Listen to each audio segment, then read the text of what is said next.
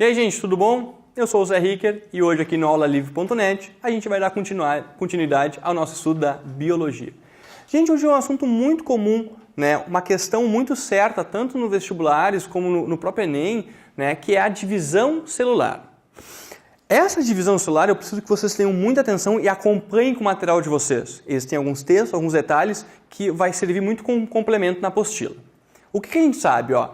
Quando eu falo em divisão celular, não tem como fugir disso. O início sempre é falando do ciclo celular, o ciclo de vida de uma célula. Esse ciclo celular ele é dividido em partes, ou seja, eu tenho aqui ó, toda essa porção, que é a gente pode chamar de G0, mas o G0 estaria fora do ciclo. Vamos esquecer um pouquinho de G0, mas vamos pensar assim, ó, no G1, no S e no G2. Toda essa parte que é azul, vermelho e verde aqui, ó, o G1, S e G2, é o que compreende toda essa porção laranja que a gente chama de I. E I significa intérfase. E já faça um link com a aula passada que a gente viu de núcleo. Lembra que nós tínhamos o núcleo interfásico, que era aquele núcleo onde nós tínhamos a cromatina, né, eu e heterocromatina e o nucleolo, que ocupava a maior parte do tempo da célula daquilo? Está aqui, ó. Isto é a intérfase. Na maior parte do tempo, a célula está em intérfase. E o que é basicamente a intérfase? É uma fase de preparação. Dá para fazer uma analogia muito com o que seria a vida de um vestibulando. Vocês passam a maior parte do tempo se preparando para um processo que é a prova de vocês.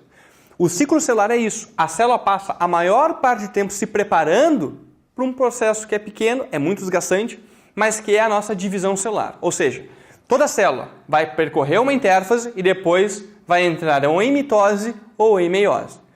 O que chama muita atenção? Tá? Lembrem que a intérfase tem 3 momentos. O G1, o que acontece no G1? Acompanha aí, ó. Nós temos o quê?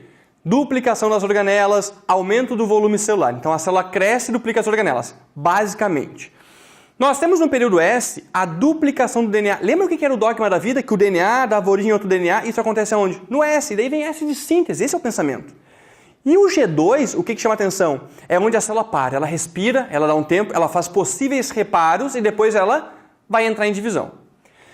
Quando a célula entra em divisão, o que a gente tem que lembrar? Em uma mitose, funções da mitose, crescimento e reparações. É um caso e muitas questões usam o termo de clonagem celular para a mitose. Ou seja, uma célula que entrou no processo mitótico, que é 2N, deu origem, finalmente ali, ó, a 2 células iguais entre elas, igual àquela célula inicial. A célula inicial a gente vai chamar de célula-mãe. As 2 células finais são as células filhas, ou seja, na mitose nós temos uma célula dando origem a 2. As 2 são idênticas entre elas e idênticas à célula-mãe. Pensem, gente, vocês machucam o braço. O que acontece? Ocorre um processo da cicatrização. A cicatrização são aquelas células adjacentes que começam a fazer divisões. Que tipo? Mitóticas. Quando nós somos pequenininhos, e eu vou fazer assim, ó, né, vocês estão aí do lado do computador e eu vou fazer uma adivinhação. Todo mundo, concordem comigo, em algum momento foi um zigoto. Acertei, né? Ou seja, todo mundo foi fruto de um espermatozoide e de um ovário secundário, de um óvulo, e formou aquela primeira célula. Essa única célula, ninguém que está olhando do outro lado, né, e as bactérias não contam, não é unicelular. Todo mundo é pluricelular, todo mundo tem muitas células. E veio do que, gente? De uma multiplicação de células. Essa quantidade de células foi aumentando, formando tecidos até formar o organismo. Isso é um desenvolvimento, isso é o crescimento, isso tem a ver com mitose. Agora, a meiose está relacionado com o quê? Com a formação dos gametas. Basicamente por isso. Em alguns casos a gente pode falar em formação de esporos, mas não importa agora. Lembra, gametas, é assim que cai em prova. A meiose tem um detalhe, ela ocorre em 2 etapas. Nós temos o que a gente chama de meiose 1 e o que a gente chama de meiose 2. O que chama atenção? Ó? Na meiose, a célula entra 2N e ela sai lá no final da meiose 2 com um final de 4 células, cada uma das células sendo uma célula N, haploide, porque é para formar os nossos gametas. O espermatozoide ou o ovário secundário são ambos o quê? N igual a 23. Tem apenas uma coleção de cromossomos. Juntar um com o outro, forma um zigoto, vai formar um novo indivíduo. O que é importante gravar? Quando a gente vê esse processo, tanto mitose como meiose tem assim, ó, mitose, eu tenho fases, prófase, metáfase, anáfase, telófase. Isso a gente vê na mitose.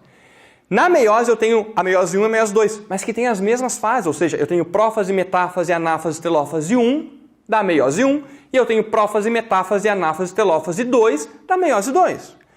Assim, gente, para vocês, A gente aprende, a gente consegue acertar as questões olhando, não é para a prófase. Sabe o que acontece em todas as prófases? Tanto na prófase da mitose, como na prófase 1 da meiose 1, como na prófase 2 da meiose 2? Isso aqui, ó, desaparecimento da carioteca, início da condensação dos cromossomos, agora eles começam a ficar visíveis, duplicação dos centríolos e migração para os polos da célula e formação do fuso acromático. Só que isso não vai chamar atenção porque é igual para todos, gente. O que a gente tem que prestar atenção? A última etapa, prófase, metáfase, anáfase, telófase é um estrangulamento. É o que a gente chama de uma citocinese, e essa citocinese para o centro, estrangulando, é uma citocinese centrípeta, comum dos animais. Agora, se é de dentro para fora, é uma citocinese centrífuga. Só que, gente, isso é praticamente igual para todos os eventos. Tanto numa telófase da mitose, como uma telófase 1 da meiose 1, como uma telófase 2 da meiose 2. Nós aprendemos, e vocês vão aprender, basicamente, divisão celular olhando para metáfase e para anáfase. Lembram que em algum momento eu falei para vocês de um núcleo metafásico? O que nós visualizávamos em um núcleo metafásico? Os cromossomos. Olha só, vem comigo. Fiz aqui no quadro um breve esquema. Nesse esqueminha eu trabalho com a mitose, tá? Metáfase e anáfase mitótica. Com a meiose 1, metáfase 1 e anáfase 1 da meiose 1. Meiose 2, eu botei a metáfase 2 e a anáfase 2. Vocês vão enxergar, gente, o que acontece. Se vocês diferenciarem o que está acontecendo em cada uma das etapas, mitose, meiose 1 ou meiose 2, acertam as questões. Quer ver? Ó, primeira coisa. Na metáfase, nós temos a máxima condensação dos cromossomos. Os cromossomos estão alinhados. Gente, eles vão formar uma linha. Essa célula que eu botei no quadro é uma célula hipotética. Ela é 2N igual a 2. Ou seja, ela é diploide e tem só 2 cromossomos. Na metáfase, os 2 cromossomos ficam alinhados. Olha só. A gente consegue enxergar que cada cromossomo, tanto de cima como de baixo, ele está ligado nos polos da célula. E acompanhem, a imagem de vocês tem uma definição muito boa. O que eu vou ter? Pensem assim, imaginem que eu sou um cromossomo. Cromossomo. Eu me amarro em um lado e me amarro do outro lado, certo? Eu sou um cromossomo disputado pelos polos. Sou ou não sou? Sou exatamente isso aqui, ó. O cromossomo de cima, por exemplo. Tá? Eu tenho o cromossomo disputado entre os polos. Na metáfase, geralmente a gente tem essa organização. Na anáfase é quando as fibras começam a puxar. Quando essa corda que o centríolo forma, que é o fuso acromático, começa a puxar. Então pensem, eu estou amarrado para os dois lados e começam a puxar em sentidos opostos. O que vai acontecer comigo? Eu sou rompido ao meio. A gente trabalha, e é o que aconteceu aqui, ó, com o rompimento do centrômero. Lembra que era a cintura de cromossomo? A gente viu aquela partezinha central lá dos cromossomos? Esse centrômero, olha só que especial, o que chama atenção? Ele rompe. E eu tenho aqui, ó, lembra como é que a gente contava cromossomos? Pelo centrômero. Eu tenho aqui, ó, 2 cromossomos. 2 cromossomos. Eu tenho aqui, ó, 2, 3, 4 cromossomos. Eu tinha 2 e eu fui para 4. O que chama atenção? Acompanhe na apostila. Na citocinese, eu mando 2 para um lado e 2 para o outro. E é o que nós temos na imagem aqui, por exemplo, que uma célula 2N igual a 2, por exemplo, dá origem a uma célula 2N igual a 2 e uma célula 2N igual a 2. É um processo equacional. Isso é mitose. As células, na multiplicação, elas têm que ser igual à célula-mãe. Pensem, um tecido que foi degradado tem que ser substituído por células que são idênticas a ela. Isso é clonagem celular. Agora, olha a diferença. Na meiose tem 2 etapas. Na meiose 1, eu tenho a metáfase 1. Olha como é que eu tenho na metáfase 1. Presta atenção.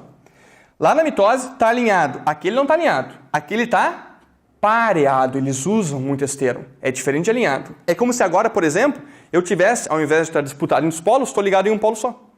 Então, no meu centrômero, eu tenho essa corda celular, que é o fuso acromático, que me liga num polo só.